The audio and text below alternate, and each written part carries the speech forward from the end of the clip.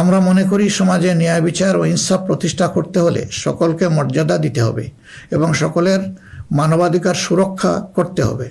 সকল পরিচয় নির্বিশেষে আমরা অঙ্গীকার ব্যক্ত করছি যে একটি মানবিক উন্নত দেশ গড়ার জন্য দলমত নির্বিশেষে সকলের মান, ইজ্জত, অধিকারের সুরক্ষা দিব ইনশাআল্লাহ।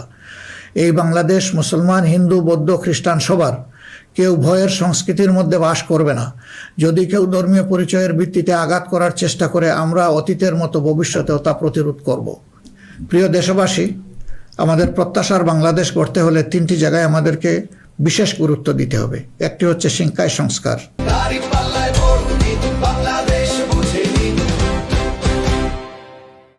শিক্ষা হতে হবে নৈতিকতা ভিত্তিক এবং সেটা হতে হবে টেক বেসড। এখনকার দুনিয়া সারাই প্রযুক্তিভিত্তিক শিক্ষার উপর নির্ভরশীল। আমরা সেই শিক্ষা থেকে বঞ্চিত। আমাদের সন্তানদের হাতকে আমরা দক্ষ কারিগরের হাত হিসেবে গড়ে তুলতে চাই এবং তাদের হাতে হাতে আমরা কাজ দিতে চাই। আমরা কোনো বেকার ভাতা তাদেরকে তুলে দিতে চাই না। দ্বিতীয় জায়গাটা হচ্ছে বিচারাঙ্গন। ন্যায় বিচার সমাজের প্রতিষ্ঠা হলেই কেবল আমরা আমাদের প্রত্যাশার বাংলাদেশ গড়তে পারবো। অন্যথায় দুঃশাসন এবং দুর্নীতির কণ্ঠ রোধ করা মোটেই সম্ভব হবে না। অতএব বিচার বিভাগকে আমূল ঢেলে সাজাতে হবে। সেখানে অবশ্যই সৎ, দক্ষ এবং কমিটেড যে সমস্ত লোকেরা আছেন তাদেরকেই বিচারের আসনে বসাতে হবে। তৃতীয় জায়গাটা হচ্ছে আমাদের অর্থনীতি। এই ভঙ্গুর অর্থনীতি নিয়ে দেশকে আগানো সম্ভব নয়।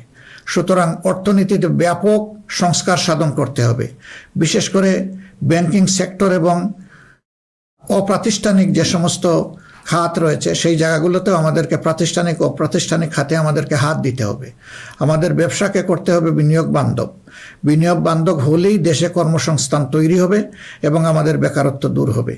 এই 3টা জায়গায় আমাদের গুরুত্ব দেওয়া ছাড়া কোনো উপায় নেই।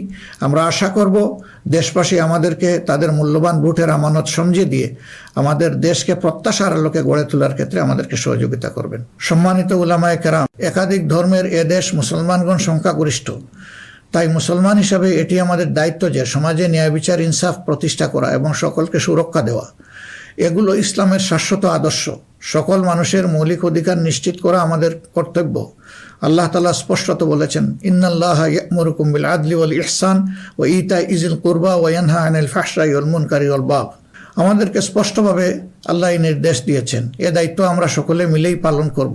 তাবলিগি জামাত সহ ধর্মীয় মহলের ভাইদের প্রতি আমাদের আহ্বান, আপনারা দিনের জন্য যে মেহনত করছেন, দেশ গড়ার কাজেও আপনারা আমাদের সাথে গুরুত্বপূর্ণ ভূমিকা রাখবেন বলেও আমরা গভীরভাবে বিশ্বাস করি।